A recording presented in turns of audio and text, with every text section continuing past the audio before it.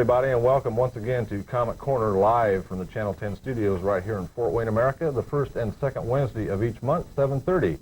Get up, get to the phones, and dial 467-1275, and you can talk to Randy Marcom or me, Tim Hoke, or our special guest, who tonight just happens to be the president of the most successful sports minor league franchise in America, Mike Franke. Mike, thanks for taking the time and coming down tonight. It's a pleasure to be here.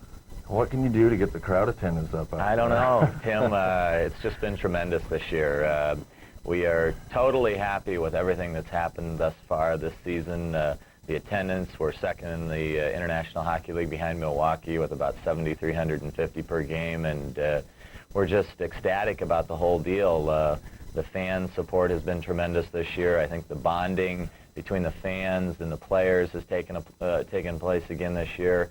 And it's just a real special atmosphere in the building that, you know, everybody's saying, how you guys doing it? Well, we're not doing it. It's the fans and the players. You know, I'm still waiting for somebody to pinch me and for this to stop. But the way it looks right now, it's going to go through the whole season, and hopefully we'll have a Turner Cup to bring home to Fort Wayne. Right. Now, when you brought the franchise in here, realistically speaking, were you probably hoping for an average of somewhere around 5,000 a game or a little bit more than that? Yeah, we were looking at maybe 5,300 per game. We thought was a realistic figure for an average attendance, and it was a situation where we felt that financially that would keep the team strong for many years to come. And we maybe underestimated some of the expenses that were involved with the operation. But we felt that figure was a good figure, so we ended up, I think, the regular season last year with about 5,500 per game, and then the playoffs we averaged 72 or 7,300. So you know, and then you turn around this year and during the regular season doing 7,300 again. So everything has worked well, and it has created a nice financial situation for the hockey club, so that we were able to go out and to sign additional players, which has been very useful for us here, especially in the last couple of weeks, with all the suspensions, with the injuries and all that, and the call-ups from Winnipeg and Detroit. So it's allowed us to go out, sign some of these extra players, because the player salaries are really getting high now, but with the increased attendance, it allows us to go out, get the players, keep them under contract here in Fort Wayne. That way we have them when we need them. That's great, and that also will help up come Turner Cup playoff. Exactly. Right? Fresh legs, I think, will be very, very important come playoff time. Having a large roster, being able to rest guys here and there will make a big difference. Okay, fine. We have our first phone caller waiting. Bill's on the line. Go ahead, Bill. Yeah, I was wondering if you guys have any idea. Used to in the past, you could call the Coliseum and order tickets, and they'd hold them to like an hour before the game. I was wondering if you guys have any idea how they don't do that anymore. I mean, some of us that work weird hours, sometimes it's harder than heck to get out there and get tickets before it's sold out. The reason that is, sir, is for many, many years that you're right, that happened. And but for many, many years, the Coliseum and the hockey club was getting stuck with ticket reservations that no one came to pick up. That happened time and time again. Sometimes 100 and 150 reservations a game were not being picked up. So if anybody wanted to come to a game, for instance, right now, if it was that way and we had sellouts, that might mean 300 or 400 tickets that were not utilized because people put reservations down on them. So when the new Ticketmaster situation came into being, that was all eliminated, and you have to purchase your tickets now either at the Coliseum ticket office or through one of the Ticketmaster locations, which here in Fort Wayne would be LS Ayers or Wood Nickel Records. Yeah, it's kind of, I don't know, it's bad for some people to do that, but then there's other people that use it all the time, so. Well, exactly. It was, unfortunately, it was good for many people, because that's the way that I purchased tickets for years, but it's the unfortunate part of it is that some of the people abuse the system, and again, we find a situation where a few ruined it for the majority. Right. For the Channel 10 crew or whatever does the hockey games, I don't know when you got the new cameras or whatever, but I like the way it looks on TV tonight. Oh, this is fantastic. One view. Thank you very much. Thank you. Thanks a lot, Bill. Yeah, we got some new equipment down here, and boy, it makes a world of difference on the quality of the broadcast. Well, we get a tremendous amount of comment on the broadcast here on Channel 10. We've had a lot of exciting moments at the Comet games this year. Gives people an opportunity that were at the game to go back and review it, and then it gives all of the people that didn't get tickets an opportunity to see the game. So we feel it's been a very important factor in our marketing plan. Good, good. I'm glad to hear that. You talk about exciting times. I can't think of any. Oh, right, yeah.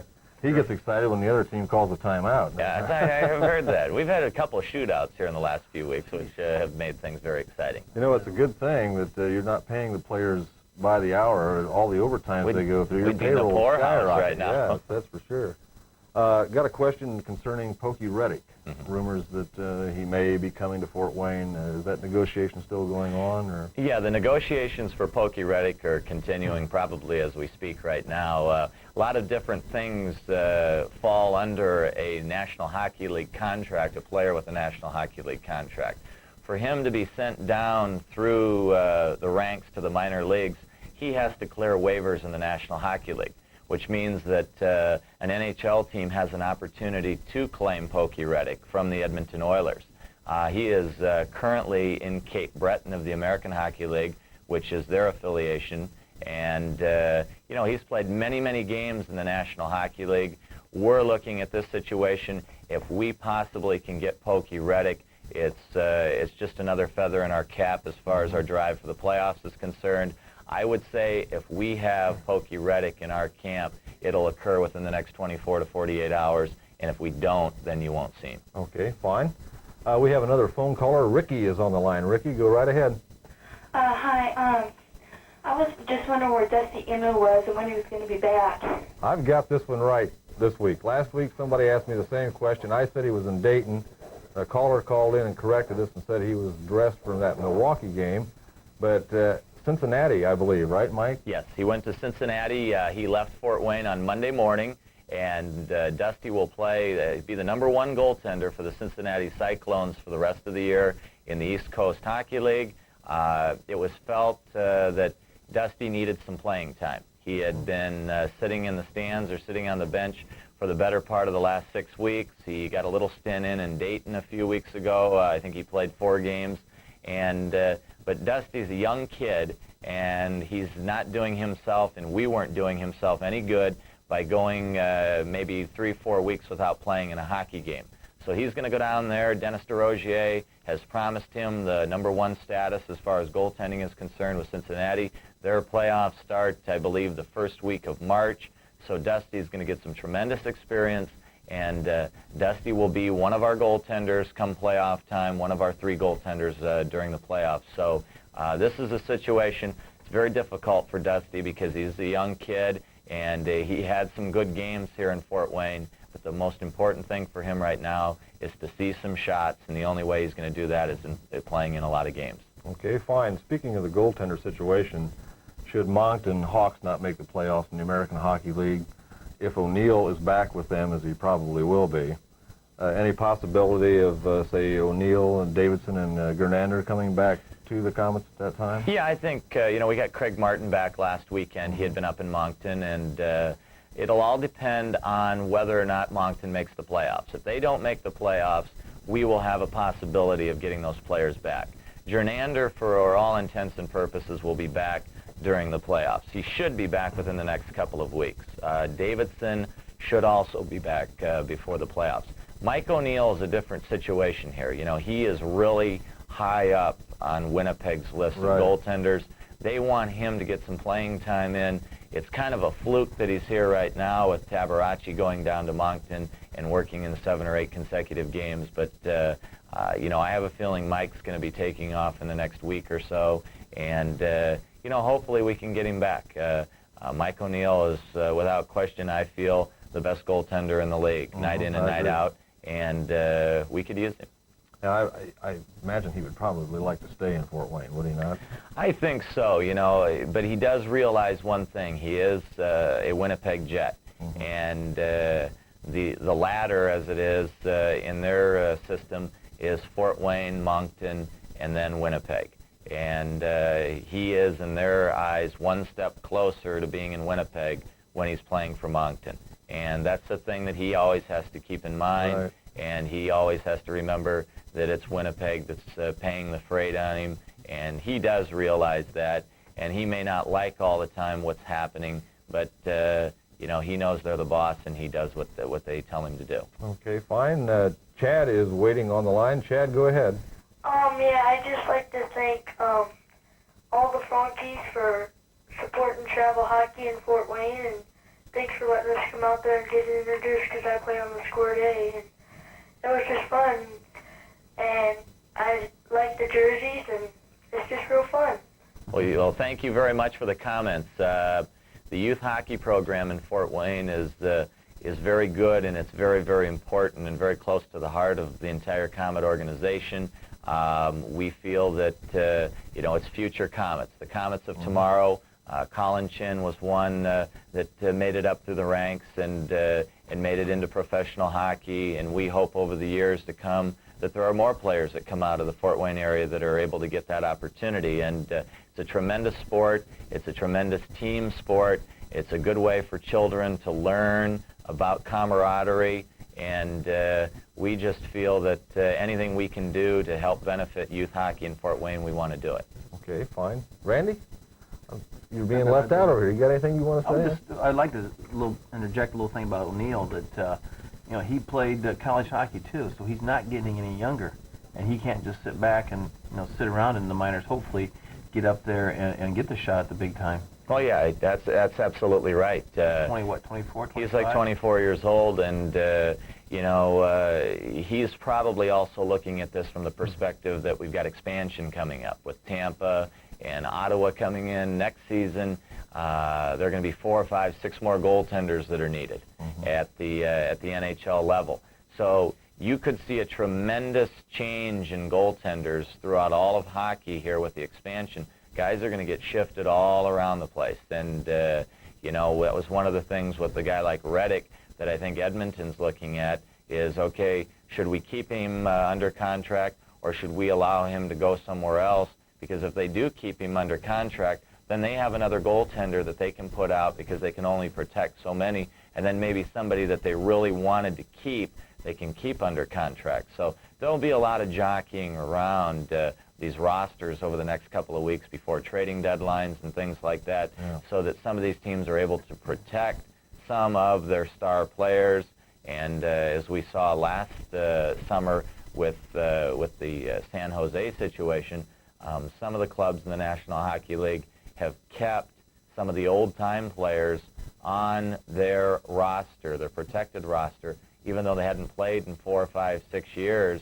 And I think Montreal, for instance, had Guy Lapointe and Ken Dryden that they put on the list because they were able to fulfill that to the National Hockey League. Even though the players were retired, the people from the Montreal organization were smart enough to know that at some point there would be expansion, so they kept those guys on the roster so that when expansion came, they could throw those names onto the list, onto the waiver list, and nobody would be able to get them because of the fact they were retired hockey players. Pretty smart French It'd be a good opportunity, too, for Ray LeBlanc. And he's getting that experience in the Olympic Games, shutting out Germany. And, you know, you were in the office last year when he left, and that was really really, it was really a tough situation for Ray. Ray is a good goaltender. Everyone has felt that he's had the talent to be a decent goaltender, and he's really never gotten an opportunity anywhere to go up and to be that NHL goaltender, or have that possibility to be an NHL goaltender. I think in his career, and he's 27 years of age right now, I think he's backed up one NHL game in his entire career. And, you know, this may give Ray the opportunity to get a contract with a club that wants to utilize him. He basically has been with Chicago for the last 2 years, and I think he was more of a safety valve for the Blackhawks than anything else, just in case someone was injured. And I'm sure when the Olympics are completed, he will come back to Indianapolis and back up Rock Bellet, because Jimmy Waite's out with a knee injury now, and Indianapolis has had to go out and find another goaltender to back him up. Okay, fine. We'll take another call, and Beth, if you want to cue up the highlight tape, as soon as we get done with Jerry here, we'll check those out. Jerry, you there? Yeah. Go right ahead. Yeah, I'd just like to know if you guys know anything about Steph Beauregard, and I also heard that like maybe some rumors like he might be traded sometime soon. I don't know if that's true or not. I'd just like to know if you could like give me some confirmation on that. Well, Beauregard is, of course, in Winnipeg right now. Matter of fact, he had a shutout a few weeks ago. There's been strong rumors that Winnipeg was going to trade either Beauregard or Rick Tabaracci, and we feel that one of the reasons why Tabaracci was sent down to Moncton to play in some games was that maybe they were trying to showcase him to another National Hockey League team. And if that does occur, that's going to thin the ranks of the goaltending down in the Winnipeg system, which could, in the long run, create some more problems for the Comet organization. If they lose another goaltender, that's going to put them one more short, and you know, who knows what'll happen at that particular point in time. That's why we've been making the efforts over the last 2 or 3 weeks to try to go out and secure ourselves another goaltender, just in case the Winnipeg situation goes south on us. And you know, you just never know what might happen. Yeah. Okay. And also, I had another question for you. Mm-hmm. Lonnie Loach, I haven't heard much about him lately. How's he doing if he's still up in Detroit? Well, actually, Lonnie's an Adirondack of the American Hockey League. He has not yet played a game for Detroit. He got off to a tremendous start. I believe, Randy, he was leading the league in scoring, or second in the league, the American Hockey League in scoring. And he had a bone broken in his hand. This occurred, I think, in early December. So he was out for about 4 or 5 weeks.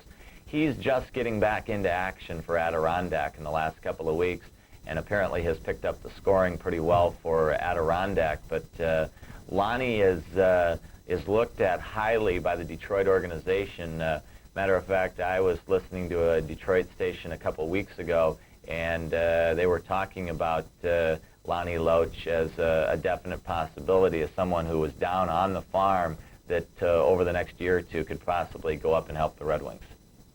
I think he's really had a lot of turnaround. I mean, they were high on him at first, and I thought they got a little low on him. Yeah. And then when he went into Detroit, they sent him down there, but then they brought his expectations back up again. Well, I think Lonnie had a rough playoff last year. I mean, he scored the big goal down in Indianapolis, but he had a rough playoff, and I really feel that the playoff, his losing the scoring touch a little bit, had something to do with signing his contract with Detroit. I think maybe he gave 110%, of course, each and every night, but maybe his focus got off the beaten trail a little bit, and he was under a lot of pressure at that particular point in time because he was being watched almost every night by the Detroit organization, and even though he had signed, he knew they were there to see things, and I think it put some tremendous pressure on Lonnie, which I think created some problems for him in the playoffs. I think so, too. Okay, well, we're going to run some highlights that Sue Tilbury was nice enough to put together for us from the 7-6 shootout win that the Komets had over Milwaukee last Friday. So if Sue, or make that Beth, if she's ready, go ahead. Okay, fine. Thanks a lot, Sue Tilbury, for those highlights. And Randy, after listening to that, I think I'm going to sit here and write you out a prescription for some Valium. You can pick that up. I could use it. Well, it's Mike's fault for getting the exciting team out there. Randy's never been a very exciting individual. He's always been very low-key and just never had much to say. It's been a ball. I'll tell you, it's just been really a lot of fun. There's a different character from last year's team to this year's team, and it's kind of unusual to put together the thoughts in that. What do you think about a new defenseman we retained? Craig Levy's in. He spent some time in the National Hockey League, I believe with St. Louis. I think he played with New York for a while. Bruce Boudreau came up to me the other day, and he kind of winked at me like, hey, this guy's going to really help us out a lot. So, you know, I've got a lot of respect for Bruce's opinion, and I think he's going to help. I was watching practice today, and he's got some moves. He's a very heady player, and he might be just what the doctor ordered right now for us along the defense because we do have some injuries, and I think he's going to be able to fill in very well. It was like, almost like a Jean-Marc Richard in a way. I skated with him on that optional on Monday, and he even passed me the puck a few times. But I think he's very impressive. Yeah, I think people are going to be very, very happy with Craig Levy. He definitely knows what he's doing out on the ice. Very impressive. Okay, we have Bill waiting on the phone lines. Bill, go right ahead. Yeah, I had a question about IHL expansion, and is there going to be a team in Las Vegas coming up soon? That could very well happen. Las Vegas is very, very interested in having a franchise in the International Hockey League. They have made several inquiries to the league office down in Indianapolis. The Western teams in the IHL would love to have Las Vegas in the league because of the fact that that puts one more club out west and gives them a little more strength as far as scheduling is concerned. And I think it would work out very, very well. I think Las Vegas would be a perfect market to put a franchise in. I think it would be a marquee type franchise for the IHL, and I'm sure all the players from all the other teams would love to go in there and play a couple of games. Oh, sure. Probably ask for a little additional meal money. That's right. I know All I'll right, go. meal money, sure. More like roulette wheel money. That's right. Well, I got a question for you. You have annual meetings. You go over some of the rules that might be changed each year. One I'd like to see changed is a coincidental minor. I'd like to see the teams go 4-on-4 instead of keeping them 5-on-5. You don't get to see that very much anymore. No, you don't. I don't think you'll ever see that. I think one of the reasons why reasoning that they put that into effect, I think it was 3 or 4 years ago, I don't think you're ever going to change the National Hockey League's thoughts on that. And I think this is something that the fans have to realize, that we're in the International Hockey League because I know we get a lot of complaints on the officiating. It's very much a trickle-down effect because the rules are made at the National Hockey League level. Mm-hmm. And then everything goes down from there. You've got the American League and the IHL, you got the East Coast Hockey League, and you look at the National Hockey League, you look at the officiating there, you look at the rules, they're the people that put it all together. And, the rule makers, the guys out on the ice, the officials, they are the ones that are aspiring to be National Hockey League officials. These guys that are down here, it's an apprenticeship almost. And the thing that everybody's got to remember is that they are going to make a lot of mistakes, just like any of us would do on a new job or a job. And I know a lot of people are going to say, well, some of these guys have been around a long time. They shouldn't be making these mistakes. But that's why they're here. They're here to make these mistakes here. Maybe they will be weeded from the program over a period of time. And, it's a trickle-down effect. And as the International Hockey League, we don't really go in and make and change a lot of the rules. Mm-hmm. There might be some things, obviously the shootout occurs in the IHL. It doesn't occur in any of the other hockey leagues. That is something that the Board of Governors has adopted. But as far as things that are concerned with the officials, that's something that trickles all the way down from the National Hockey League. Understood. We only have about a minute or so left. I think Mary is on the line, so go right ahead, Mary. Hi, Mike. I was just wondering a couple of things. When is Bobby J going to be back from his injury, and how long is Craig Martin going to be in town? Is he going back to Moncton at all? Okay, Bobby J has been skating a lot in the last couple of days, although I still think he's going to be maybe a good week to 10 days before he's able to get into game action. He still has some problems turning, the sharp turns. As far as Craig Martin is concerned, as of right now, which could change tomorrow, he's going to be here the rest of the season. So I think you'll see big number 50 in the Comet lineup the rest of the year. Thanks a lot for the call, Mary. We only have about 30 seconds left here. So, Mike, thanks a lot for coming down. Appreciate it. And again, thanks to everyone here at Channel 10. And it has been a major part of our marketing, and it gives all the fans, the Comet fans, an opportunity to see Comet hockey, and we really appreciate it. Good. Thanks a lot. Tomorrow night at the Jungle, it's Indianapolis, and then Friday night, it's Ron Duguay and the San Diego Gulls. For Randy Marcom and Mike Franke, I'm Tim Hoke. Thanks for joining us, and thanks for calling. Good night, and God bless. 5 seconds. They're not going to get it.